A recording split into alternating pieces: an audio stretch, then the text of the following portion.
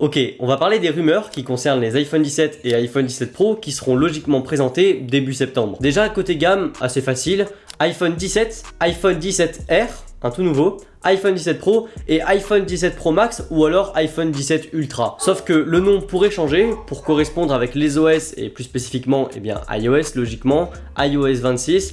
On pourrait voir arriver des iPhone 26 qui seraient encore une fois pareil, ça sera pas un bond de 10 ans, juste le nom qui change pour que ce soit un petit peu plus intégré avec l'OS et un peu plus logique en fait. Bon, vu que c'est pas sûr, nous dans cette vidéo, on va se contenter de les appeler iPhone 17. L'iPhone 17, ce serait le modèle qui évolue le moins. On aurait toujours le même écran entre 6,1 et 6,3 pouces, pourquoi pas, pour gagner un petit peu de surface d'affichage. Toujours deux appareils photo, enfin bref, un classique. Vous allez voir que dans la vidéo, on va parler d'autres évolutions qui seront disponibles sur toute la gamme et donc y compris sur cet iPhone 17. La grande star serait l'iPhone 17R, un iPhone avec vraiment une finesse qu'on n'a jamais vue chez Apple, moins de 6 mm d'épaisseur, ce qui est vraiment faible pour un iPhone. Il utiliserait une batterie haute densité pour éviter de perdre de l'autonomie à cause de sa petite taille, enfin de sa petite finesse plutôt. Ça, c'est vraiment pas sûr, comme tout ce dont on parle dans la vidéo, mais vraiment, il pourrait aussi peut-être se contenter de batteries en lithium-ion, comme ce qu'on a sur nos iPhones et sur nos appareils électroniques depuis des années maintenant.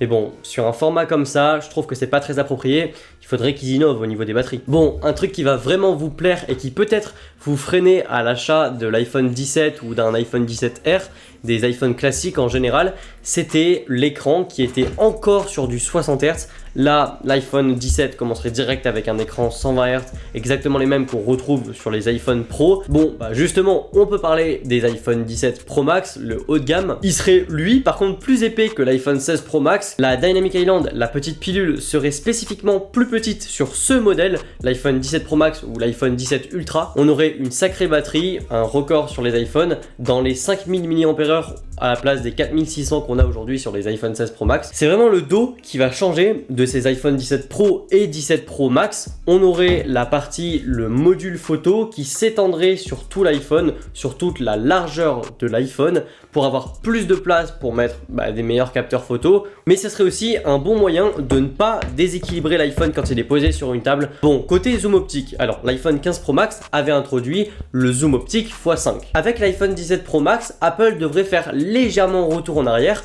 en introduisant plutôt un zoom x3,5 et pas x5, mais ce serait un capteur de 48 mégapixels derrière à la place du 12 mégapixels habituel, ce qui fait que au final, entre ce zoom optique et le crop numérique sur un capteur avec autant de pixels, fait un zoom x7 à peu près, ce qui est plus que ce qu'on a finalement avec l'iPhone 15 Pro Max. Et en plus de ça, ce serait moins zoomé de base si vous voulez faire des photos en mode portrait. On le sait, sur les iPhone 15 Pro Max, moi je m'étais plaint de ça. Le fait que pour le mode portrait, on n'a pas une focale bien dédiée. Moi je suis très content de mon x3 qu'on retrouve aussi sur l'iPhone 15 Pro.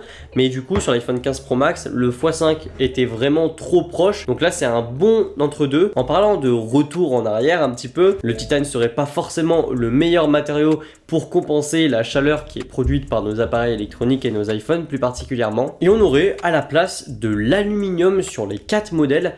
Alors j'aurais préféré de l'acier inoxydable comme j'ai sur mon iPhone en fait. Maintenant voilà, s'ils le font brillant etc, je sais pas comment ils peuvent faire, ça peut être aussi très intéressant et pour la dissipation de la chaleur c'est sûrement mieux. Apple devrait introduire une charge rapide, cette fois-ci une vraie charge rapide de 50 watts en MagSafe. J'ai peur justement pour la chauffe, après s'ils ont mis d'aluminium c'est peut-être pour ça, pour justement proposer le 45 watts. Côté date de sortie, il serait présenté début septembre, aux alentours peut-être du 9 ou 10 septembre lors d'une keynote à l'Apple Park à l'habitude.